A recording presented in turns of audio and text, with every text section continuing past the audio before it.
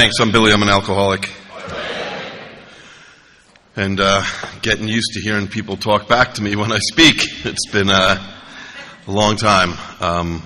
It's actually become a confusing period in my AA life because I'm trying to get rid of all my Zoom commitments while live is coming back and they cross over with each. It's crazy. But if you're new to AA, I really want to welcome you here today. I hope that you enjoy this weekend. I hope that if you hate AA, like I hated AA, that you at least find one redeeming thing about this weekend, right?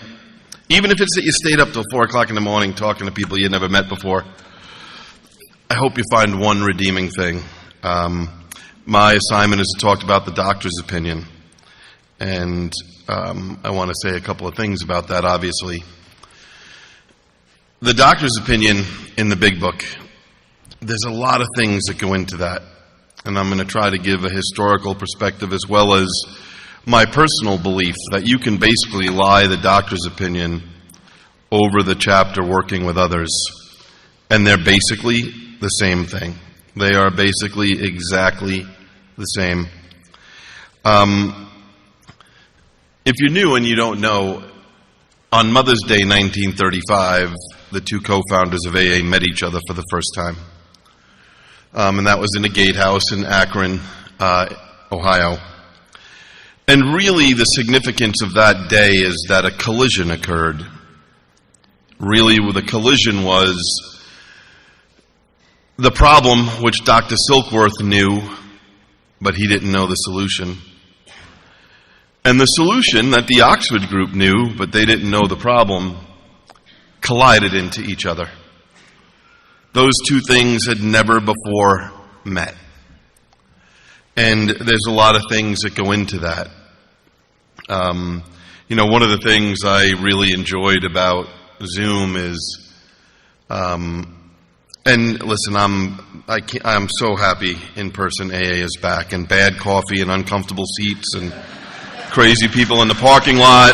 I'm all for it, right? That's AA.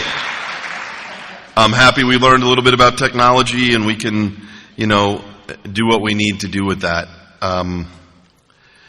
But the doctor's opinion, I don't want to admit this, but I'm 56 years old now. That's what it says on my birth certificate. Mentally and emotionally, it depends on the day. But I never wanted to be 56 years old. I still don't want to be 56 years old. I wanted to be 35 years old and 10 years sober, because that was the guy I always hated in AA. The guy who looked like he had it all together, and I wanted to be just like him. I just didn't want to do the 10 years of work, right? That's what I wanted.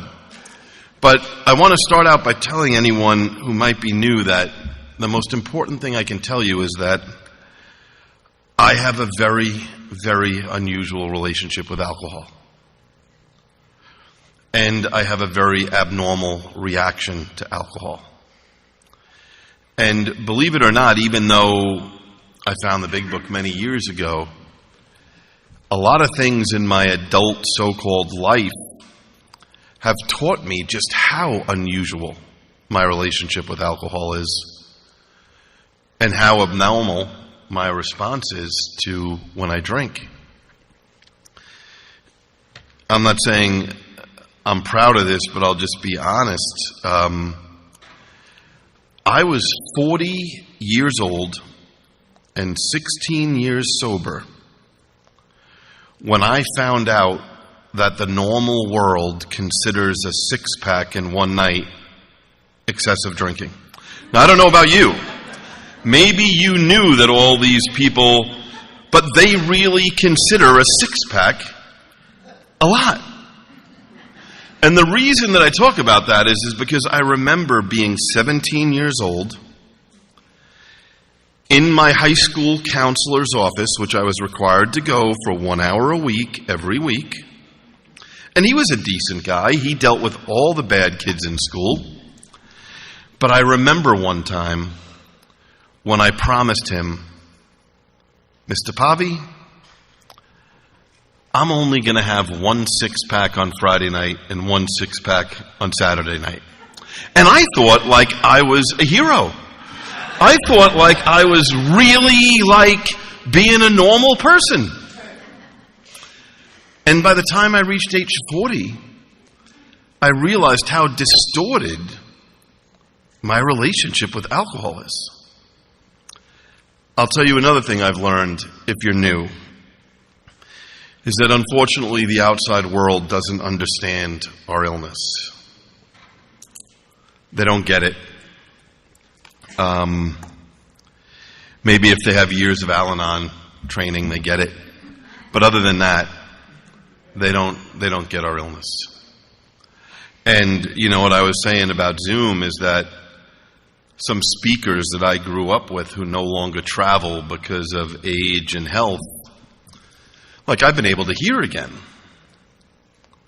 And one of my favorite, even though I'm not a member of Al-Anon, I'm an AA member, but one of my favorite Al-Anon speakers is Mary Pearl. And I got to hear Mary Pearl during the last 2 years, and there's something she says that applies to the doctor's opinion so much, which is the newcomer will not take your solution unless they first know you have their problem. Like you can be the greatest step person in the world. And, you know, I think some of that comes from that when we go through the big book and we go on fire and we're so annoying to the rest of the AA world and you don't even want to talk to us in the parking lot anymore, like, you know, I'm sorry, you go to AA Light. If you want real AA, come to where I go to. You know the whole mindset of what happens to us when we become really on fire. And one of the code words we like to say, which is very dangerous, is we like to make fun of the drunkalog. We like to put down the drunkalog. We kind of like to try to elevate ourselves that I'm in a second stage of AA recovery where I don't need to talk about the drunkalog. And this is a great little book, The Best of Bill. And I just want to read you something that Bill said about a meeting he went to with a newcomer. He said, "Here's a recent example of the high cost of spiritual pride. A very tough-minded prospect was taken to his first AA meeting. The first speaker majored on his own drinking pattern. The prospect was impressed. The next two speakers, or maybe I should call lecturers, each themed their talks, God as I understand him. This could have been good, but it wasn't. The trouble was their attitude, the way they presented their experience. They oozed arrogance. In fact, the final speaker got so far overboard on some of his personal theological convictions. With perfect fidelity, both were repeating my performance of years before. Quite unspoken, yet implicit in everything they said was the same idea. Listen to us, folks. We have the only true brand of AA, and you better get it." So that's right from our literature. And I think somewhere along the way, drunkalog got twisted with what we do when we drink instead of what happens to us when we drink. If you don't like drunkalogs because you don't want to hear about me fighting with bouncers and getting arrested again and going on spring break nightmares and God knows what else, that's right. Because it has nothing to do with me being an alcoholic. Zero. But that doesn't mean don't talk about what happens to you when you drink. Because that is the whole crux of the doctor's opinion. And that's the whole story of what happened on Mother's Day 1935. So one further lesson that I learned in my work world, and what I'm going to tell you is good. Yesterday was St. Patrick's Day, which is, St. Patrick's Day is like a season where I come from, not a day. It ends at like the end of Lent and then stops around Easter. But I have had the same career for a long time now, and I travel a lot, and I go out to dinner a lot, and I have for the last 20-something years. And so I've met a lot of people that I've become close to, and some of those people know that I'm an alcoholic. And sometimes some of those people, we're so engineered to believe that there's us spiritual beings and the horrible outside world. What I've learned is it's really the complete opposite. There's really a lot of great people in the outside world, just not the kind of people that I'm naturally attracted to. That's really how that goes. But what I have noticed, and this is 100% accurate up until today,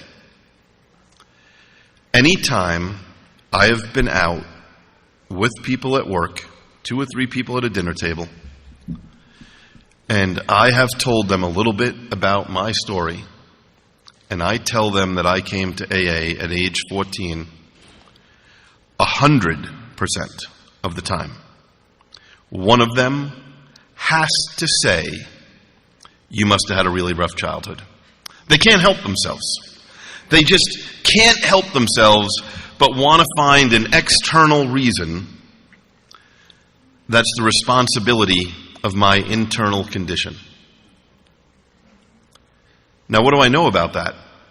You know what else I've learned going to dinner for work for the last 20 years? There's a lot of people allergic to shellfish. I don't know if you know that. I found that out, right? You sit down, you're in a restaurant, the waiter has lobster or shrimp or whatever, crabs, and somebody says, "Oh no, I'm allergic to shellfish." Do you know, again, as of today, 100% of the time, not one person at the table has said to that person, "You must have had a rough childhood." Not one person. Not one. Not a single person. They just accept that that person has a medical allergy to shellfish. The parents didn't cause it. Being poor growing up didn't cause it. Being adopted didn't cause it. Being Irish Catholic didn't cause it. There's just something wrong inside their DNA. And so, here's the other thing I've never heard. I've never heard somebody that learns somebody else has an allergic reaction to shellfish tell them to just have one. I've never heard that. Ever. I've never heard somebody say, "Well, it's been so long since you had shellfish."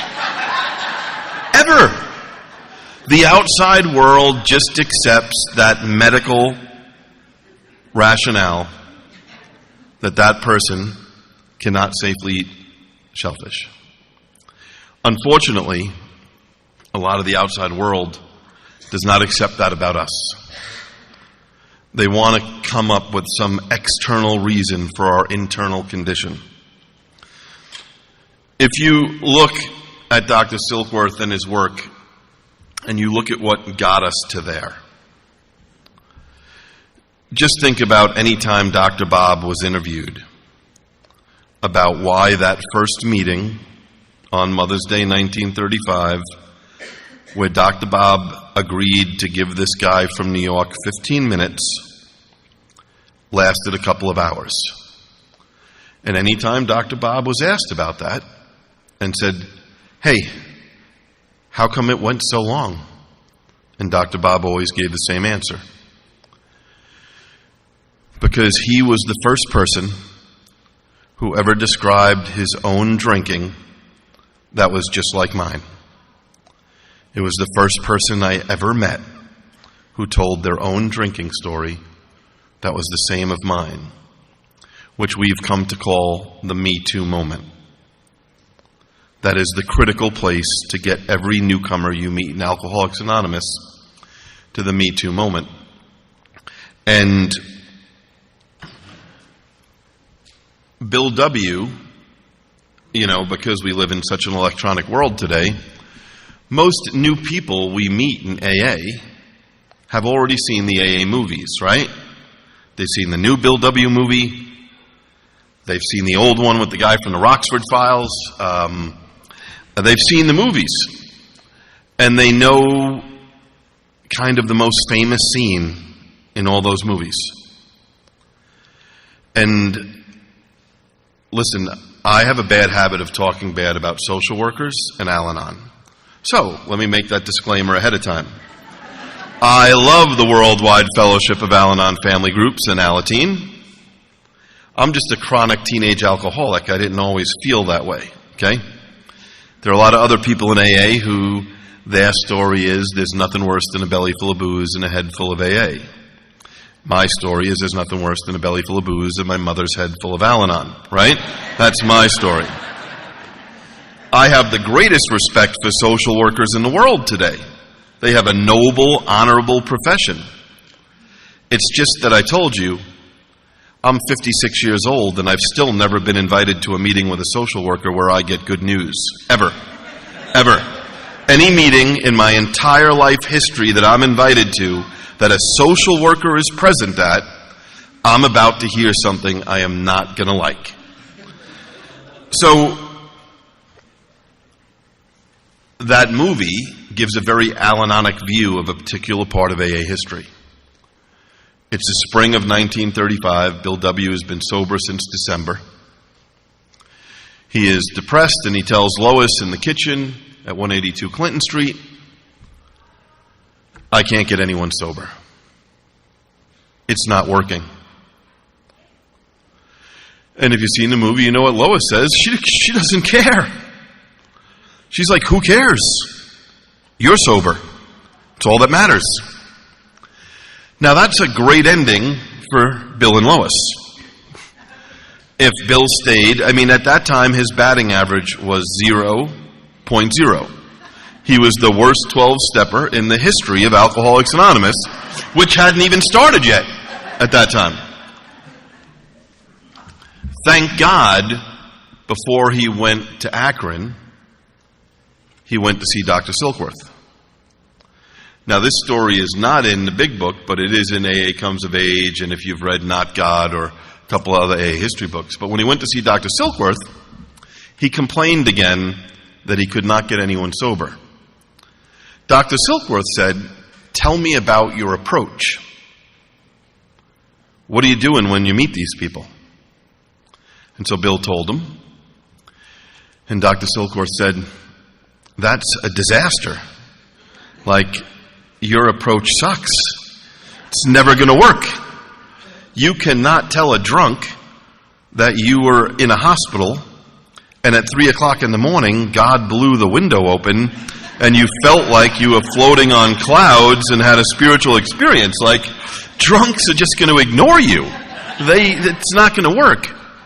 You have to stick to the medical estimate of alcoholism. You have to get the person that you're talking to understand that you have the same thing wrong with you that they have with them. And that comes down to two things: the physical allergy and the mental obsession.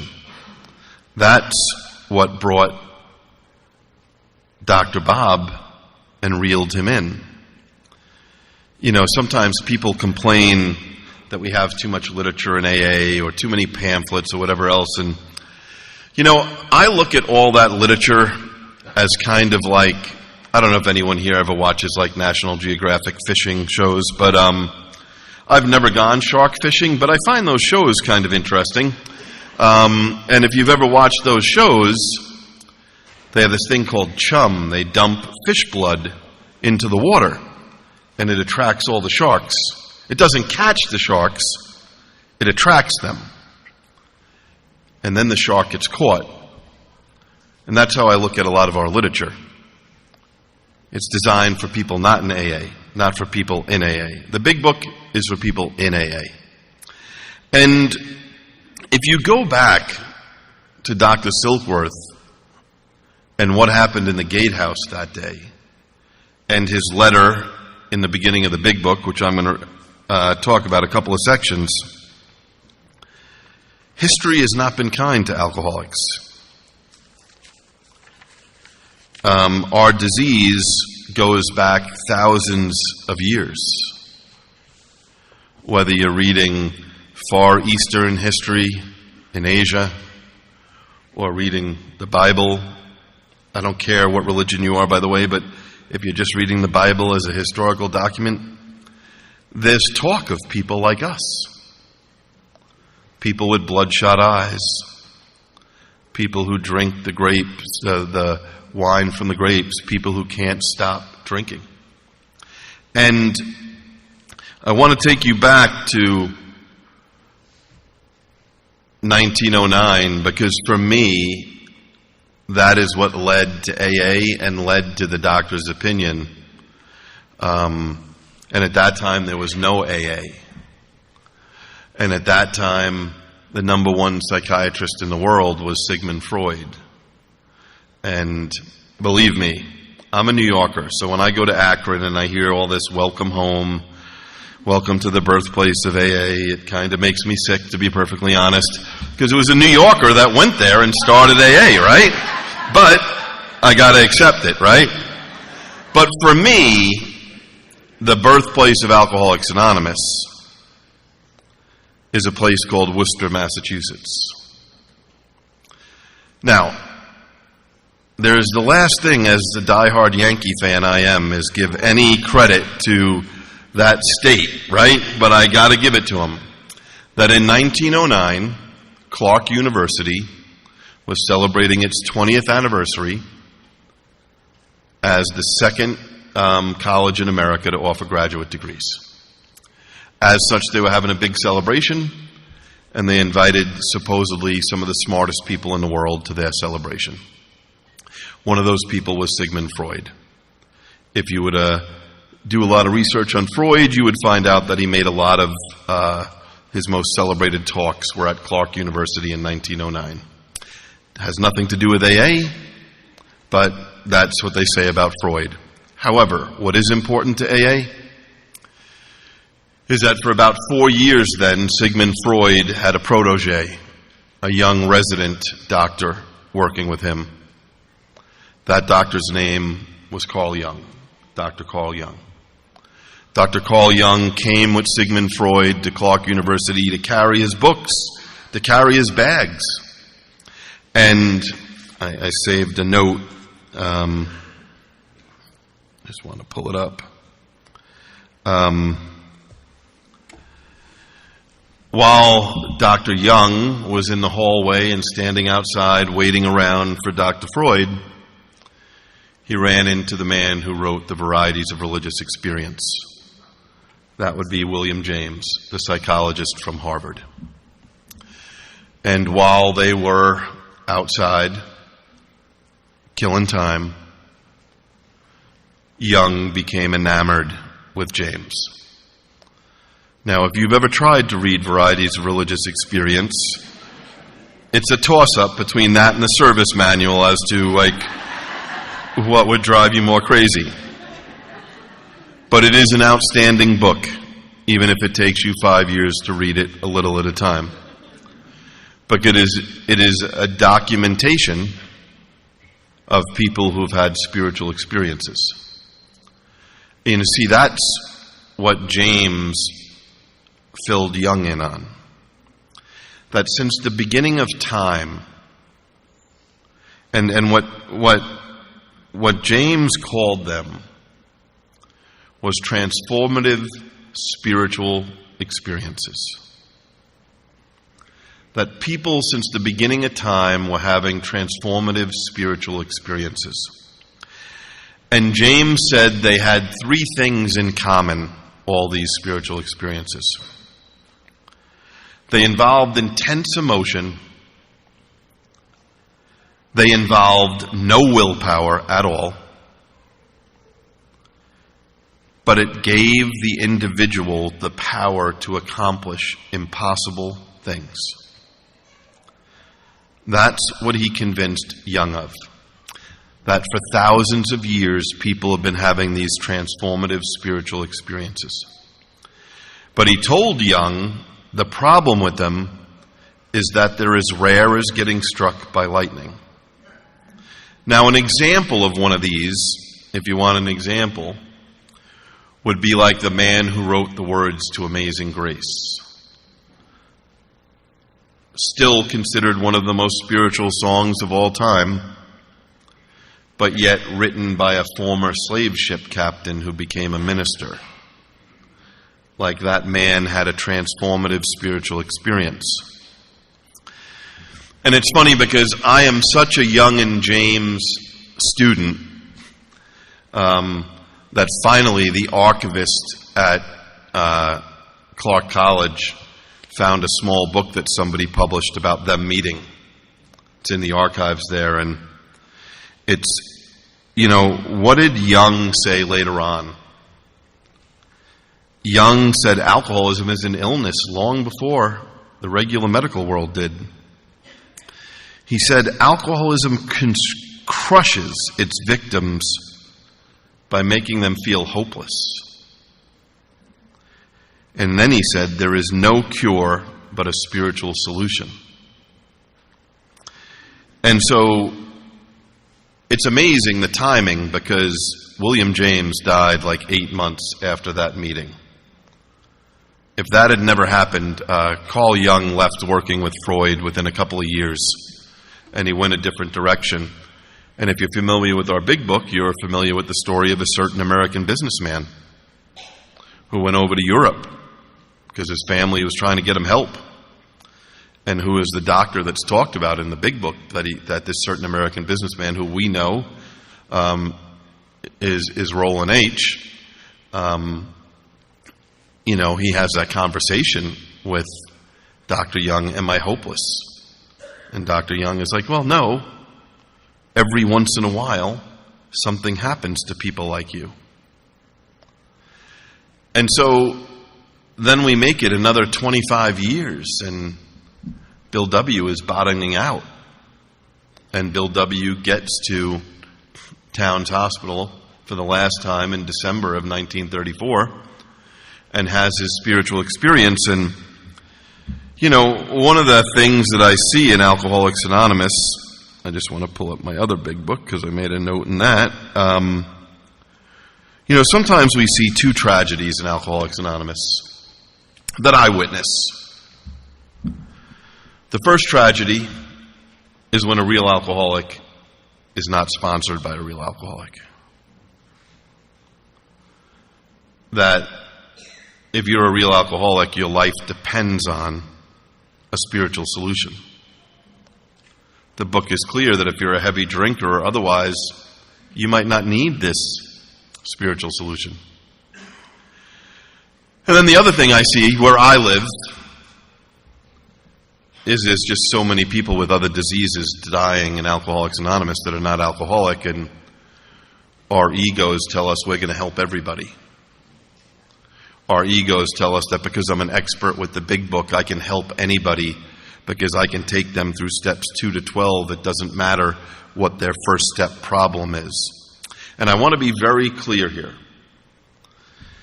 I'm about as liberal and progressive when it comes to new people in AA as is possible. I believe that door should be so wide there shouldn't be a wall there.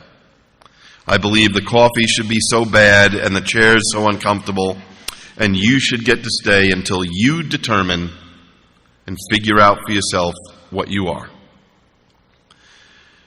But I am not going to buy into the belief that is being sold. Last year, during COVID, there was a thing that thousands of AA members went to one night on Zoom. It was called the New Drs Opinion. And there, a new doctor said that gambling and sex and alcohol and drugs and food are all the same. And that is just simply not what I believe. And that is just simply not my experience working with new people. So when I say get somebody to the place that can help them, if you're an alcoholic, I don't care what other problems you have, because I know you have at least 10. Right? I'm talking about people that are not alcoholic, that have been beaten into submission by outside forces, that if they have one problem, AA can help them. And I want to read, and this is what I'm going to read out of the big book, out of the foreword to the second edition about Dr. Bob.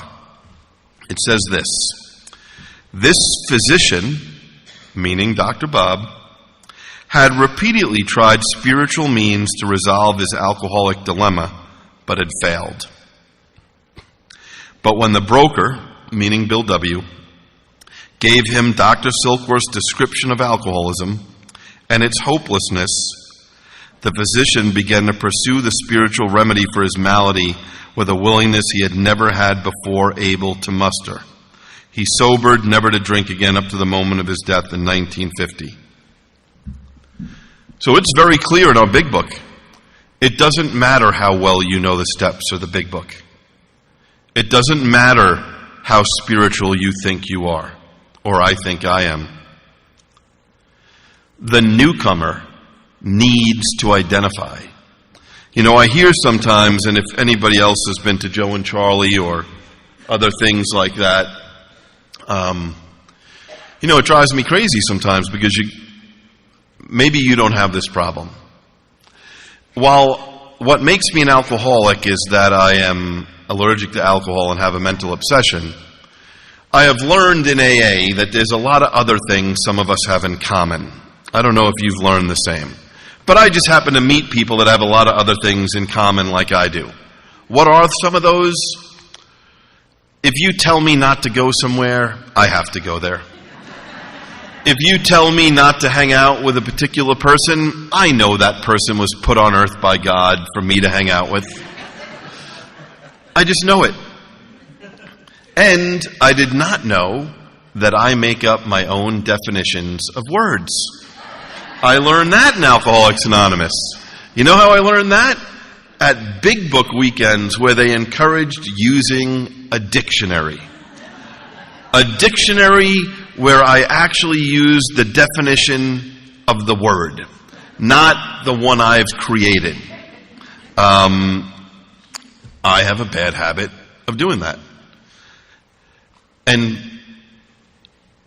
when I hear people try to twist words, when at the great Big Book workshops I went to at Joe and Charlie and Don P. and a bunch of others, Joe H., a bunch of others, they always stressed a dictionary.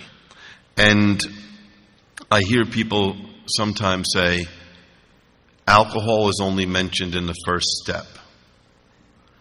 That might be the craziest statement in the history of Alcoholics Anonymous.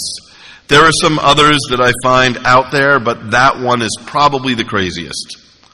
Joe and Charlie would say, if you work the steps off the wall, you have an off-the-wall program. And the only place you could assume that alcohol is only mentioned in the first step is on the wall. Because in the Big Book, which I'll go to page 103 to keep it simple, to the preface, to forwards, the Doctor's Opinion, the end of Working with Others, that's that many pages. And even if I want to not argue and not split hairs, I'll just go to page 40. It's half of the Big Book, where the program of action is talked about, is about identification. Exactly what Silkworth talked about. And I'm a person who, when I heard the first drink gets you drunk, I felt bad for you old people. I heard that when I was a teenager. Oh, the first drink gets you drunk. Really? I wear my drinking like a badge of honor. And I can tell you, I'm a good drinker, and the first drink definitely does not get me drunk. I figured that out by the time I was 18. I told a counselor at Catholic Charities DWI program that the first shot after the 8th beer got me drunk. That's how intelligent I was. The first shot after the 8th beer. And I love the Doctor's Opinion because the physical craving is described in the Big Book from the Doctor's Opinion to the top of page 23. And what I was taught is to use the doctor's opinion as a tool by looking at what happens to me after the first drink. That's what the doctor's opinion is. It's a tool for me to examine what happens after the first drink. And if you look at the opening of the doctor's opinion, it says, "We of Alcoholics Anonymous believe that the reader will be interested in the medical estimate plan of recovery described in the Big Book." And I finally had to get to a place where I had to ask myself, am I interested in the medical plan? And it goes on to say, in late 1934, I attended a patient who, though he had been a competent businessman of good earning capacity, was an alcoholic of a type I had come to regard as hopeless. So I need to ask myself that question too. Was I the type of alcoholic that other people described as hopeless? That's a big yes for me. Then if you drop down a couple of paragraphs, it says, the doctor says, "I personally know scores of cases who were of the type with whom other methods had failed completely." And I have to ask myself that question. Am I the person where other methods failed completely? And that answer is yes. It goes on to say, in this statement, he confirms that we who have suffered alcoholic torture must believe that the body of the alcoholic is quite as abnormal as his mind. But we are sure that our bodies were sickened as well. In our belief, any picture of the alcoholic leaves out the physical factor is incomplete. The doctor's theory that we have an allergy to alcohol interests us. It explains many things for which we cannot otherwise account. And, I see a lot of young people here, and I got sober young. But I can tell you, it's dangerous for everybody, but especially for young people, that there's nothing more dangerous in Alcoholics Anonymous than a healed body and a sick mind. It's the most dangerous combination in Alcoholics Anonymous. And for young people, we bounce back quicker. You ever go to the hot, in young people's meeting where everybody's going? You ever see someone walk in the door and they look like they're almost dead? And then a month later, they're vaping outside and they look like $1 million? Like the body just bounces back so fast. But the mind, that's the problem. And for me, how does that show up in my life? I came here when I was 14 years old, and I had a choice. This judge, he was unlike most other people I had met up to that point.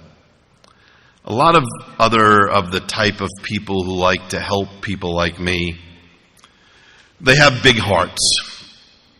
And the one thing about somebody with a big heart is you can play with their feelings. That's what I learned by the time I was like 8 years old.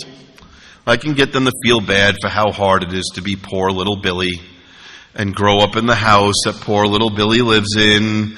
And of course, they can understand that if they lived in that house, they would drink like Billy does. Like, I'm an expert manipulator. But this judge wasn't having any of it. And I don't know who told him about AA, but somebody did. Somebody told him that you might come across a teenage boy or girl.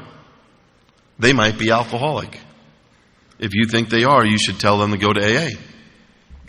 Now, he gave me a choice. I could either change my behavior, or I could finish school in a juvenile correctional facility where I wouldn't have to leave to go to school. He thought that was a good solution. But I want to tell you why I was so scared that day at 14 years old. It's important to realize that at 14 years old, I had not been institutionalized yet. So I had no idea about institutional living. So when he told me that he was possibly going to send me to a place that I would live at that had a wall outside it, I was deathly afraid I wouldn't be able to drink. There was no way I could comprehend going somewhere where I could not drink. People talk about progression. By the time I was in 10th grade, the only thing I thought about on a Monday morning is, where are we drinking Friday night? By the time I was in 11th grade, the only thing I thought about on a Monday morning is, I'm not like the other kids. I can't make it to Friday night. I need to drink by Tuesday or Wednesday. And by the time I was in 12th grade, I rarely went to school on a Monday. But I was scared, you know what? I can't go to a place where I can't drink. Now today, if a judge gave me that option today, because I was too tough when I was 14. I wasn't scared to go there. I was scared I couldn't drink. Today, I know I can get drunk, and I'm scared to go there, right? But I had yet to be institutionalized. If I was to be institutionalized again today, I know you can do whatever you want. You can be in the worst correctional facility in this country, the hardest max correctional facility in this country, and you're going to find a way to get drunk. But I went to AA. And you see, this allergy that I have, it has kicked my ass. I get up early for work now, but I'm still not a morning person. I'm waiting for that to happen to me. I hear these other people in AA say that they've become morning people. That has not happened to me yet. I'm willing to do anything except go to bed early to get up on time. I'm willing to have 3 alarm clocks, an alarm clock on the other side of the room. I'm willing to wire lights that go on when my alarm goes on, but I am not willing to go to bed early, right? Which is so much like my alcoholism, that it's just crazy, that I can't fathom not having a drink. And you know, I love the chapter more about alcoholism because I believe it is so perfectly aligned with the doctor's opinion. You know, people say, oh, are you a friend of Bill's? I really don't care if you're a friend of Bill's. You know what I care? Are you a friend of Jim and Fred's? Because that's the more important question. Are you intimately familiar with Jim and Fred? Because those two guys, that might as well be me. And I think about it. You know, we talk about, of course, if you're new and you have no foundation in AA, I want you to stay away from where you used to hang out and your old friends and everything else, because you have no foundation. And you haven't been through the 12 steps. But I'm not going to tell people that something external is going to get them drunk. I've never been able to watch people get drunk and get drunk. I've always had a drink. I've watched a lot of people get drunk, but I don't get drunk. Which is kind of like trying to watch other people get sober and not get sober. It's impossible. You eventually have to do your own work. But that chapter more about alcoholism, that score is scary. It doesn't say, on the day I got the greatest job of my life and got fired. It doesn't say, when I was 7 years sober and the IRS finally found out not only where I lived, but where I worked, and I got a check for 7 cents. It doesn't say the day I had to pay all my back child support. It doesn't say anything. You know what it says? At the end of a perfect day, not a cloud on the horizon, this guy picks up a drink. You know, people have all these kind of very high-level spiritual things about why we work the steps, but the truth is, we work them to keep the obsession away. I don't do well against the obsession. As I said, my preferred waking up time is 4 p.m. That's my preferred. I believe God designed me like that from the start. And I love to get up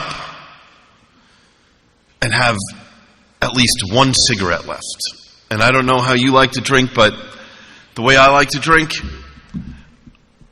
if I can just get like 2 drags of a cigarette before my feet touch the floor, the hangover feels a little better. Just a little better. And then I stumble out and get a Dunkin' Donuts coffee or a big gulp at 7-Eleven and a new pack of cigarettes. And then like within an hour or two, by 6:30 or 7 o'clock, I'm starting to feel uncomfortable in my own skin.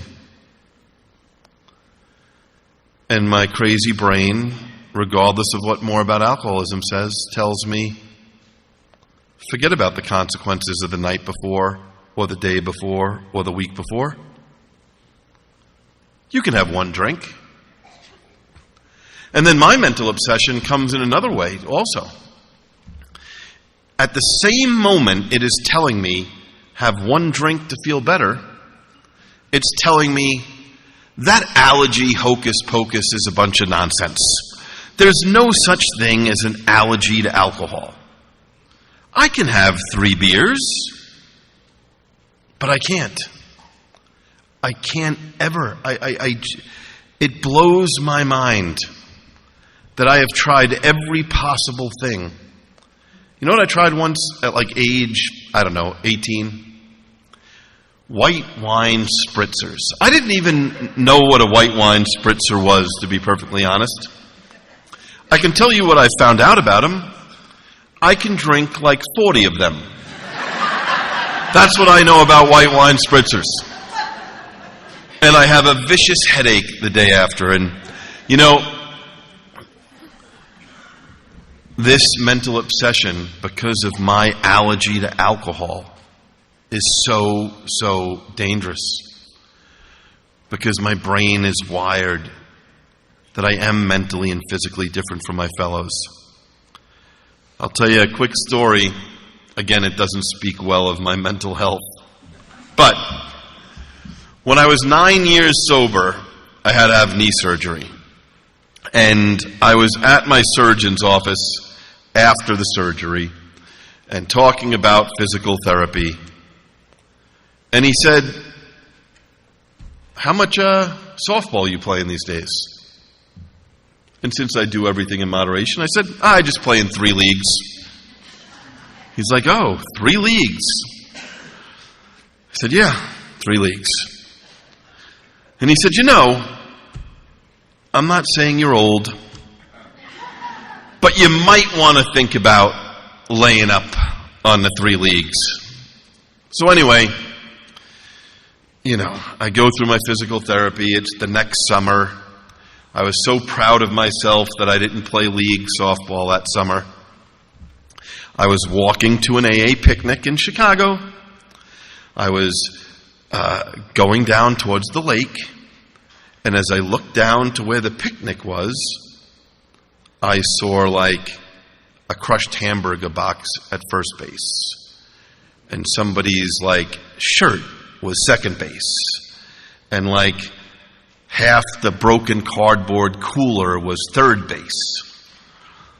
And in that instant, my mind said to me, you know, the doctor wasn't talking about a friendly game among friends. He was talking about league. Now, before I go on with this story, if you're new to AA, I just want to give you a little tip. There's no such thing as a friendly game amongst anything in AA. I don't care if it's spades, Trivial Pursuit, euchre, golf, volleyball, baseball. I meet people like myself. I am a horrible loser and an even worse winner. That's who I meet in Alcoholics Anonymous. But I walk to the picnic, and where am I 2 hours later? I'm in left field, right where I like to be. I love to play left field. And there's a guy up at bat. Now, my family, again, they didn't make me an alcoholic, but they passed other traits on to me. I have the ability to hate you even though I've never met you.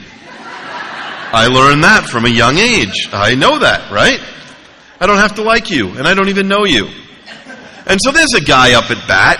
I don't like him. I've never met him. I've never even seen him in a meeting, but I do not like him. Why? Well, probably because he seems to be really good at softball and he's good looking, so I don't like him.